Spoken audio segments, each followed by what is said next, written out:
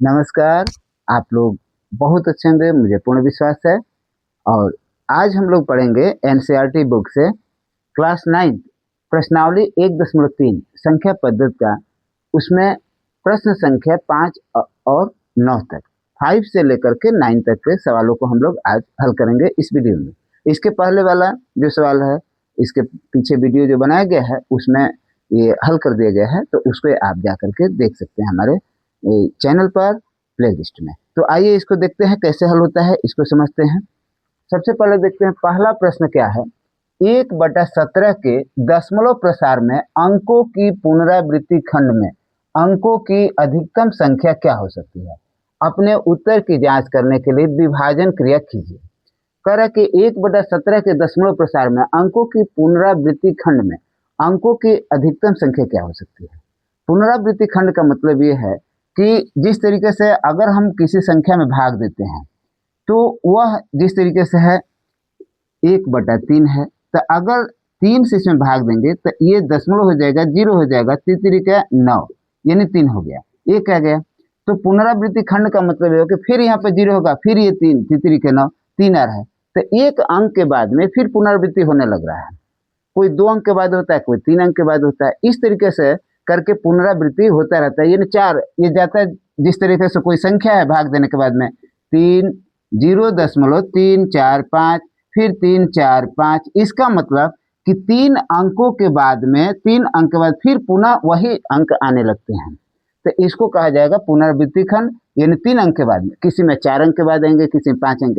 लेकिन अब यहाँ पर इसको देखते हैं, ये कह रहा है कि 1/17 के दशमलव प्रसार में अंकों की पुनरावृत्ति खंड में अंकों की अधिकतम संख्या क्या होती है। तो एक चीज हमको ध्यान देना है यहाँ पर कि जब ये दशमलव प्रसार पूछा जाएगा और P/Q के रूप में हो, तो P/Q के रूप में पहला सवाल हम लोग 5वां हल करते हैं। यहाँ पर 1/17 क्या है, P/Q के रूप में है, यानी P/Q यानी बराबर इसमें यहाँ पर क्या है 1/17, और Q का मान क्या है, Q बराबर यहाँ पर 17 है। Q बराबर क्या है, 17 है। तो अब इसमें देखते हैं कि अगर Q कभी भी अभाज्य संख्या है और ये P/Q के रूप में है, तो जब अभाज्य संख्या होगा तो पुनरावृत्ति अंकों की अधिकतम संख्या इसमें Q-1 होती है। तो इसका मतलब हम लिख सकते हैं कि अंकों की अधिकतम संख्या, पुनरावृत्ति अंकों की अधिकतम संख्या लिखेंगे पुनरावृत्ति खंड में अंकों की अधिकतम संख्या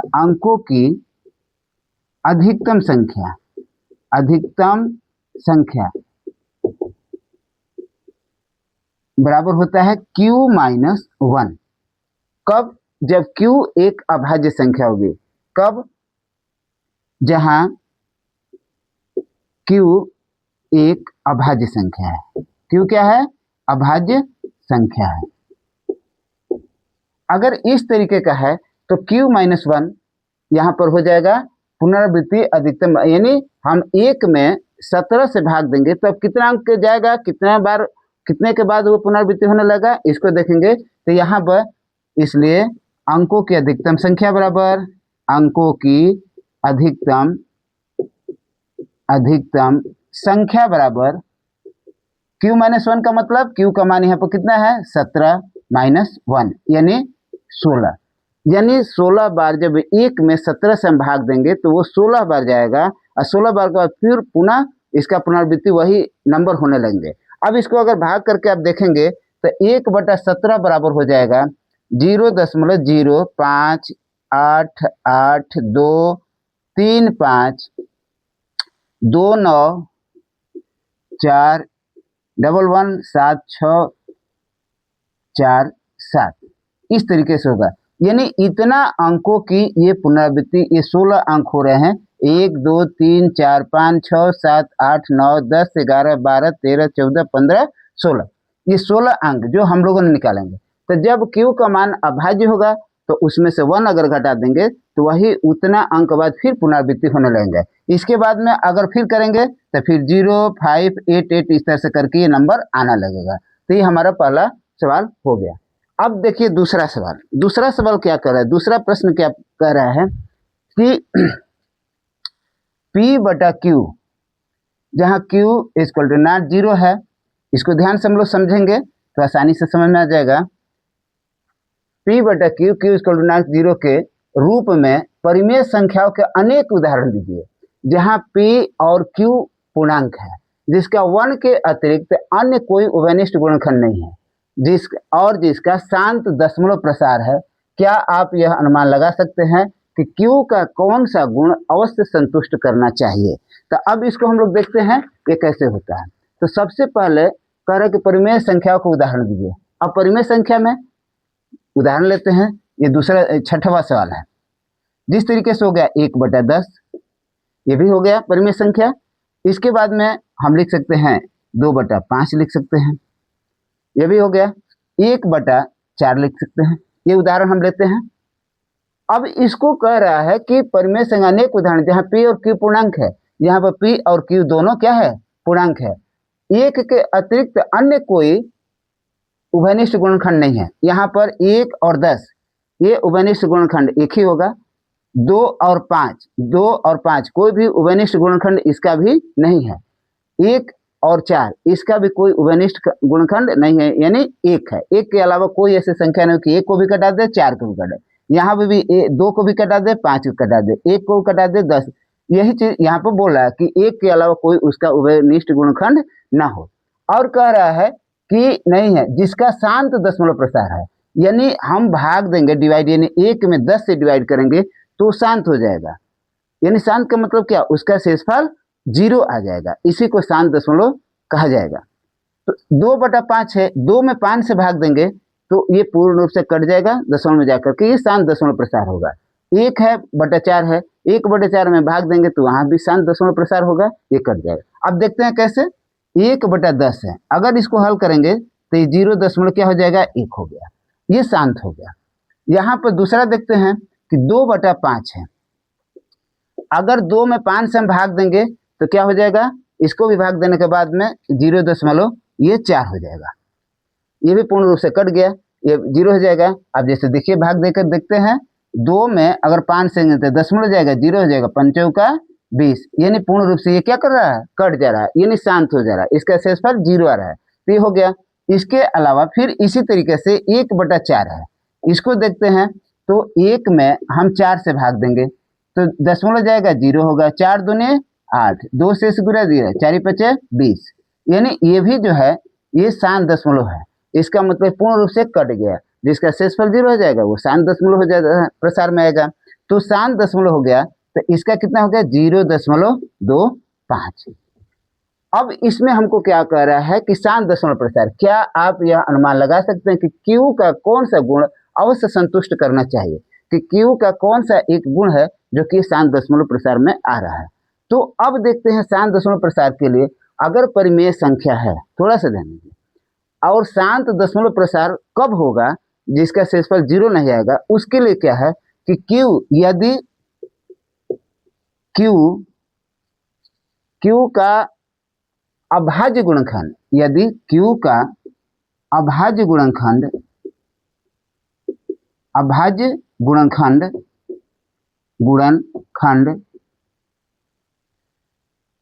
2m इंटू 5n हो, या कोई भी लिख सकते हैं, 2m हो गया या 5n हो, यानी इस रूप में गुणनखंड इस रूप के रूप में हो जहां m और n एक पूर्णांक है, यानी पूर्ण वर्ग संख्या है, जहां m तथा n एक पूर्ण संख्या है, एक पूर्ण संख्याएं हैं। अब जैसे हम लोग देख के करते हैं संख्याएं हैं, उस स्थिति में क्या होगा कि ये सभी जो दशमलव प्रसार होगा, जहां एक पूर्ण संख्या है वहां सभी संख्याओं का दशमलव प्रसार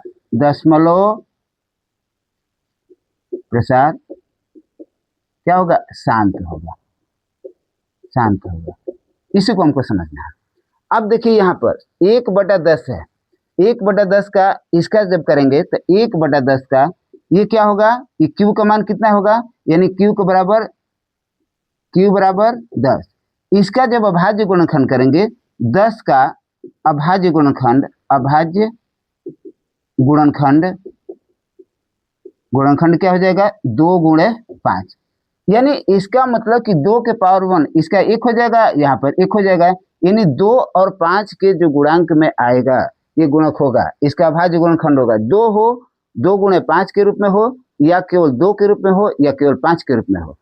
तीनों कंडीशन में या तो 2 गुणे 5 के रूप में हो, या केवल 2 का ही हो अभाज्य गुणनखंड, या केवल 5 हो। इस स्थिति में जो संख्या होगी शांत दशमलव, उस संख्याओं का दशमलव प्रसार क्या होगा, शांत होगा। अगर ये स्थिति नहीं है, 2 और 5 के अलावा कोई और संख्या आता है भाज्य गुणनखंड में, तो उसका दशमलव प्रसार शांत नहीं होगा। यही चीज यहाँ पर हमको समझना है कि Q का अभाज्य गुणनखंड कितना होगा, होना चाहिए 2 टू द पावर m और 5 to the power n। m क्या है, इसके घात के रूप में है, यानी 3 है 4 है जो भी है घात के रूप में है, तो रूप में हो जहाँ m तथा n क्या है, एक पूर्ण संख्या है, तो वहां पर सभी संख्याओं का दशमलव प्रसार क्या होगा, शांत होगा। तो यहाँ भी उसी तरीके से हम लोगों ने देखा कि इसका दशमलव प्रसार क्या हो जाएगा, शांत हो जा रहा है। तो अब यहाँ पर 1/10 है, यहाँ पर भी देखें 5 का, तो 1/5 में यहाँ पर देखेंगे तो 5 के Q बराबर क्या हो जा रहा है, 5 हो रहा है। तो यहाँ भी Q का मान कितना हो जाएगा, तो इसका अभाज्य गुणनखंड क्या हो जाएगा, 1 गुणे 5। इसका मतलब क्या हो गया कि 5 का पावर है 5 है यहाँ पर, तो 5 आना चाहिए या 2 आना चाहिए। यहाँ पर भी अगर देखते हैं 1/4 है, तो 1/4 का देखेंगे तो Q बराबर क्या है, ये 4 है, तो इसको 4 का करेंगे अभाज्य गुणनखंड, तो 4 के बराबर क्या हो जाएगा, 2 गुणे 2, यानी बराबर 2 का पावर हो गया। तो यहाँ पर इसका भी यानी इस रूप में है, तो इसका मतलब कि Q का अभाज्य गुणनखंड यदि 2m यहाँ पर 2 टू द पावर m या 5 टू द पावर n के रूप में हो, तो जहाँ m और n एक पूर्ण संख्या है वहाँ सभी संख्याओं का दशमलव प्रसार शांत होगा, या केवल यहाँ पर, या केवल 2 टू द पावर m या 2 टू द पावर n के 5 टू द पावर n के रूप में भी हो, रूप में भी हो, यानी तीनों कंडीशन हो जाए, ये इसके रूप में हो या केवल 2 के पावर के रूप में हो। जैसे हम लोगों ने देखा कि यहाँ पर पहला में कि 2 टू द पावर क्या है, 2 टू द पावर यहाँ पर 10 का, यहाँ पर 10 का क्या हो जाएगा 2 गुणे 5, ये दोनों है 2 और 5 भी है, यहाँ पर केवल 5 है और यहाँ पर केवल 2 है। तो किसी भी कंडीशन में होगा तो उसका दशमलव प्रसार क्या होगा, शांत होगा। अब इसी को देखते हैं। अब आइए तीसरा सवाल को देखते हैं। ऐसी 3 संख्याएं लिखिए, ऐसी 3 संख्याएं लिखिए जिनका दशमलव प्रसार अनवसानी अनावर्ती हो। 3 संख्या कोई भी लिखना है जिसका दशमलव प्रसार क्या हो, अनवसानी, यानी अनवसानी का मतलब क्या होगा, एक तो है अशांत, यानी वो कट नहीं, अनवसानी अशांत कहा जाएगा उसको, जो वो कटेगा नहीं, और दूसरा कह रहा है कि यहाँ पर अनवसानी अनावर्ती, यानी वो रिपीट होने वाली संख्या नहीं। जिस तरीके से एक संख्या अगर लिखे हम कि 0.354 354, तो ये यहाँ पर दे दिया गया डॉट, तो इसका मतलब कि ये अनवसानी है, यानी ये कटेगा नहीं, इससे मतलब यह है कि अनवसानी है। लेकिन इसमें क्या है कि ये आवर्त हो रहा है, 354 354 ये आवर्त है, तो इसको कहा जाएगा अनवसानी आवर्ती संख्या कहा जाएगा। इसका दशमलव प्रसार हो गया तो अनवसानी आवर्ती हुआ। लेकिन ये जो हम लोग का अगले सवाल में पूछ रहा है, ये 7वां सवाल में कि प्रश्न नंबर 7, इसको जब 7वां सवाल कह रहा है हल कर, तो इसमें कह रहे कि 3 संख्या लिखना है जिनके दशमलव प्रसार अनवसानी अनवर्ती है। तो हम कोई भी 3 संख्या को लिख सकते हैं। जैसे पहला 0.3421056 ये डैश देने का मतलब ये होगा कि वो कट नहीं रहा है, तो ये हो गया अनवसानी, अनवसानी, और इसमें कोई संख्या का आवर्त नहीं हो रहा है, यानी रिपीट नहीं हो रहा है। देखिए 3 5 2 हो गया, फिर 1 0 5 6 7, ये क्या आएगा कुछ पता नहीं, तो ये नंबर आगे बढ़ता जाएगा। जब डिवाइड करेंगे उस संख्या में तो ये बढ़ता जाता है, इसको कहेंगे अनवसानी अनावर्ती, इसको क्या बोला जाएगा? अनवसानी, अनवसानी, अनावर्ती। ये अनवसानी अनावर्ती। इस तरीके से दूसरा भी, ये दूसरा हम लेते हैं, दूसरा भी 2.1010100010001, ये बढ़ता जाएगा। ये भी क्या है? यहाँ पर कटने वाला नहीं है, अनवसानी है, और यहाँ पर अनावर्ती है। ये भी हमको 3 लिखना है, तो इस तरीके से अपने हिसाब से हम कोई भी संख्या 3 लिख सकते हैं।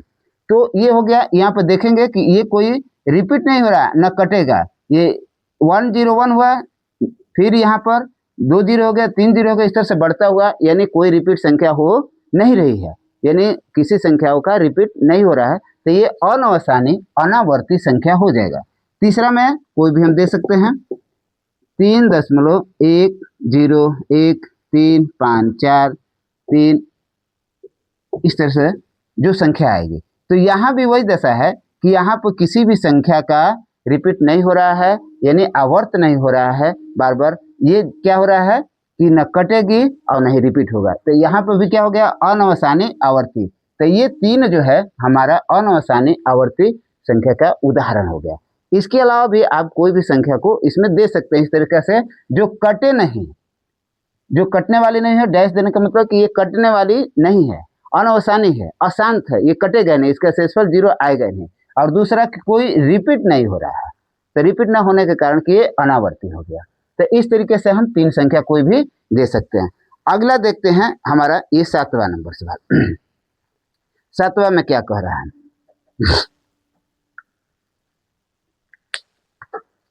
आइए, 7वां नंबर हो गया। ये अब 8वां, नेक्स्ट 1 नंबर सवाल को हम लोग ध्यान से देखते हैं।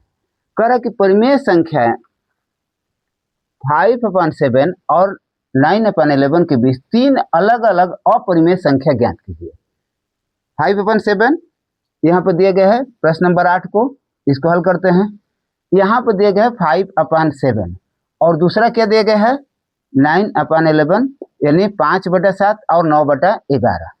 इसके बीच में कह रहा है कि 3 अलग अलग अपरिमेय संख्या ज्ञात कीजिए।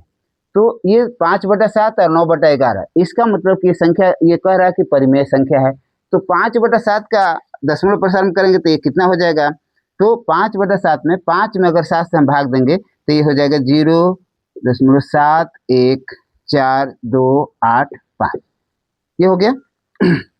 इसके बाद में ये रिपीट होगा, इसके बाद ये रिपीट हो रहा है, तो इसका मतलब भाग देंगे तो 0.71428 के बाद फिर आ जाएगा 71428, इस तरह करके रिपीट होगा, यानी इतना का रेकरिंग हो रहा है। तो इसको हम इस रूप में भी लिख सकते हैं, बराबर 0.71428। यहाँ पर ऊपर रेकरिंग लग जाएगा, इसका मतलब कि इस संख्या का बार बार रिपीट होगा। इतनी संख्याएं बार बार भाग देने पर आएगी, ये पूर्ण रूप से कटेगा नहीं। तो हम जानते हैं कि अनवसानी आवर्ती संख्या भी क्या होती है? परिमेय संख्या होती है। अब देखिए 9/11 में, 9/11 में अगर भाग देंगे हम तो 0.8181 यही आता रहेगा, ये रिपीट होता रहेगा। तो इसको हम भी लिख सकते हैं, बराबर 0.81, ये रेखिंग लग गया। तो इन संख्याओं के बीच, यानी 0.714285 और 0.81 के बीच में हमको कोई भी क्या लिखना है? अपरिमेय संख्या। तो हमको मालूम है कि अपरिमेय संख्या का कोई आवर्त नहीं होता है, वो पुनरावृत्ति नहीं होती है। तो इसके बीच में हम लिख सकते हैं, ये कितनी संख्या लिखना है? अलग अलग अपरिमेय संख्या 3 लिखना है। इसके बीच में 3 अपरिमेय संख्या को लिखना है। तो अब जैसे देखें इन दोनों के बीच में, तो इसमें तीनों के बीच में अभी संख्या क्या हो जाएगी? अच्छा, 5/7 तथा 9/11 के बीच कौन सा कह रहा है? अपरिमेय संख्या 3 पूछ रहा है, तो 3 अपरिमेय संख्या, अपरिमेय संख्या बराबर। अब 3 लिखना है, तो पहला क्या हो सकता है? अब यहां से देखते हैं, ये 0.7145 है यहाँ पर, यानी 7 ये है, ये 8 है, इसके बीच में लिखना है। 7.1 है, 8 है, अब इसके बीच में लिखना है। तो 7 2 हम 5 3 4 2, ये लिख सकते हैं। ये हमारा एक हो गया पहली संख्या। 7 2 इससे मैंने 0.71 से अधिक होनी चाहिए। दूसरा लिख सकते हैं 0. अब यहाँ पर 7 है तो 7 2 लिखे हैं तो 7 इसको 8 भी लिख सकते हैं। 5 2 0 1 3 4 इसमें किसी भी नंबर का रिपीट किसी भी संख्या का नहीं हो रहा है। ये दूसरी संख्या हो गई। तीसरी संख्या इसमें 0.79 लिख सकते हैं। ये 3 4 2 5 4 ये इसमें किसी भी संख्या का इसमें भी रिपीट नहीं हो रहा है। तो यहाँ पर 5/7 तथा 9/11 के बीच में 3 अपरिमेय संख्या ये होगी। तो ये दशमलव पहले हम बदल लेंगे इसको, तो 0.714285 आया, इसका 0.81 है। तो इसके बीच में यानी ये तीनों संख्या है 0.714285 तथा 0.81 के ये बीच में संख्या है। इस तरीके से अनेक संख्या हम लिख सकते हैं इसके बीच में, लेकिन ये पूछ कितना रहा है 3 ही। अब ये शांत भी नहीं है, ये अनवसानी भी है, यानी अनवसानी और क्या है ये अनावर्ती है, ये आवर्त भी कोई नहीं हो रहा है। अब अगला सवाल देखते हैं, प्रश्न नंबर 9 में पूछ रहा है, 9th में पूछ रहा है कि बताइए कि निम्नलिखित संख्याओं में कौन कौन संख्याएं परिमेय और कौन कौन संख्या अपरिमेय है। तो पीछे हम लोग परिमेय और अपरिमेय संख्या को पूरी तरीके से समझ चुके हैं। तो आइए देखते हैं कि कौन इसमें परिमेय होगा और कौन अपरिमेय होगा। आइए इसको समझते हैं। सबसे पहला कह रहा है कि पहला नंबर सवाल में कि √23 ये परिमेय है कि अपरिमेय है। परिमेय संख्या होगा तो उसका पूर्ण अंडर रूट है तो पूर्ण वर्ग होगा। जिस तरीके से ये 9 है, ये क्या है, ये पूर्ण वर्ग संख्या है। 9 जो है इसका वर्गमूल निकल जाएगा 3, तो ये पूर्ण वर्ग संख्या है, तो ये परिमेय संख्या हो सकती है। लेकिन इसका जिस तरीके से √2 है ये पूर्ण वर्ग नहीं बन पाएगा, तो ये संख्या क्या होगी, अपरिमेय होगी। तो वहां पर इसी तरीके से हम बताएंगे कि √23 यानी 23 करने में 23 जो है ये पूर्ण वर्ग नहीं है, इसलिए यह अपरिमेय संख्या है, इसका वर्गमूल नहीं निकल पाएगा। तो अतः ये क्या है, अपरिमेय संख्या है। तो लिखेंगे 23 पूर्ण वर्ग, यहाँ पर 23 क्या है, ये पूर्ण वर्ग संख्या नहीं है। 23 पूर्ण वर्ग संख्या नहीं है,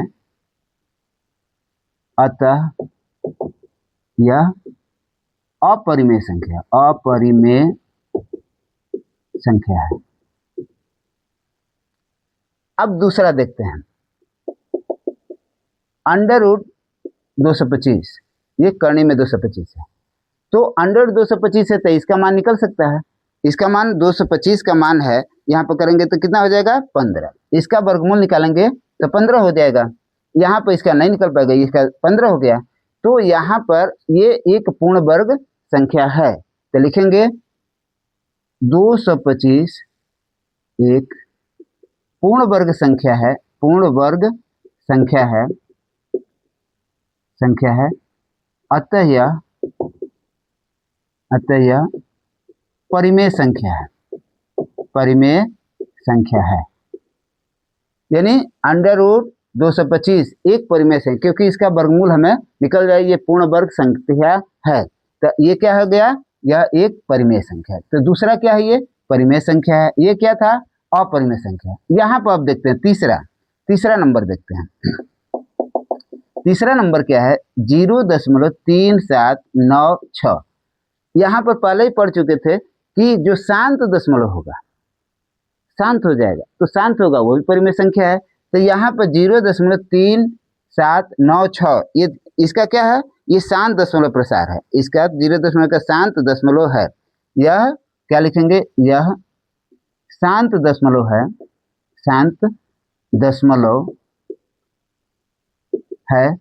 अतः यह एक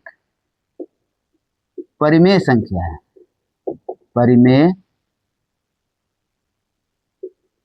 है, शांत दशमलव है, इसलिए यह क्या है, परिमेय संख्या है। शांत दशमलव अगर अशांत है और आवर्ती है वो भी परिमेय संख्या। परिमेय संख्या दशमलव प्रसार में क्या होगा, एक तो शांत हो और दूसरा कि अशांत हो, कटे नहीं, शेषफल 0 नहीं हो, लेकिन वो आवर्त हो, वो संख्या रेखरी में हो, आवर्त होता रहे नंबरों का, जिस तरीके से बताए थे 0.125 125 ये आवर्त हो रहा है, 125 125 का आवर्त हो रहा है, तो ये भी परिमेय संख्या होगी। अब अगला देखते हैं, चौथा सवाल को देखते हैं। यहाँ पर क्या है, 7.47 7.478478, ये देखते हैं।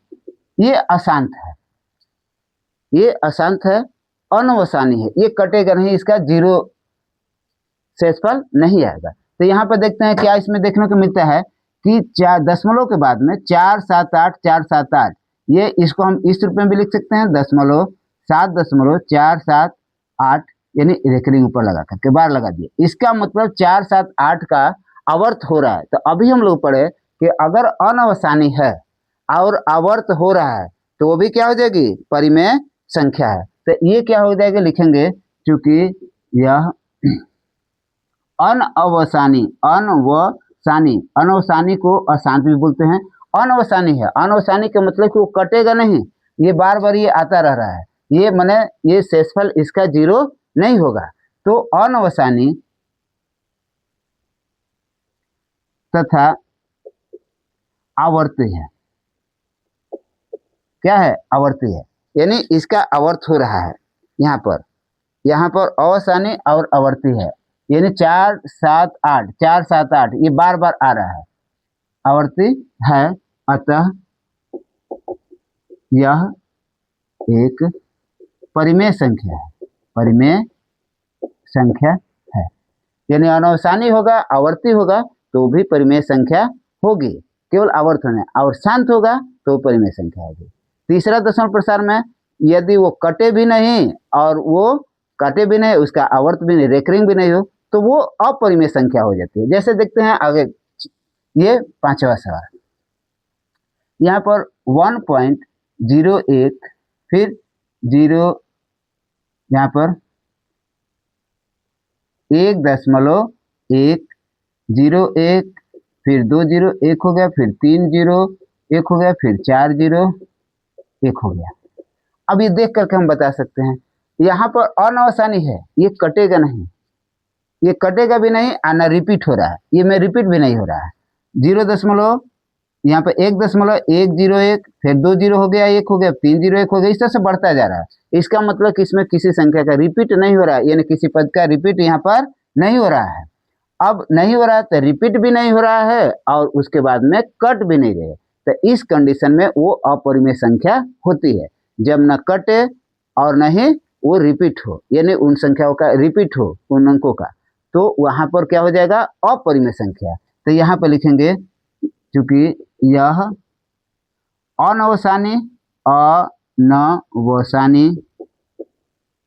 तथा अनावर्ती, आवर्ती नहीं है, इसके में कोई आवर्त नहीं है। जिस तरीके 478 का आवर्त हो रहा है, बार बार आएगा, ये चलता रहेगा तो 478 आता रहेगा, लेकिन इसमें किसी का भी आवर्त नहीं हो रहा है तथा, तो इसको बोलेंगे अनावर्ती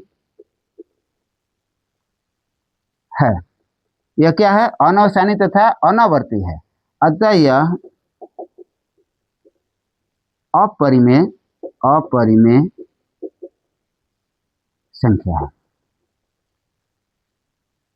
इस तरीके से हम लोगों ने ये 8वां सवाल भी कर लिया पूरा, ये 9वां सवाल भी हो गया हमारा, ये पूरा कंप्लीट हम लोगों ने कर लिया। ये 9वां सवाल का था।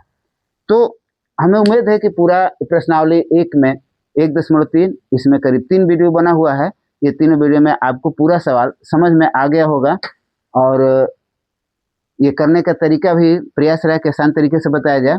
अगर ये वीडियो आपको पसंद आई है तो इसे लाइक ज़रूर करें, शेयर करें, और वीडियो को यहाँ पर चैनल को सब्सक्राइब भी करें, और जो भी कमेंट है कमेंट जरूर बताएं कि आपको वीडियो कैसा लगा या कहाँ समझ में नहीं आ रहा है, ताकि फिर हम अगले वीडियो में इस तरीके से बना सकें। बहुत बहुत धन्यवाद, नमस्कार।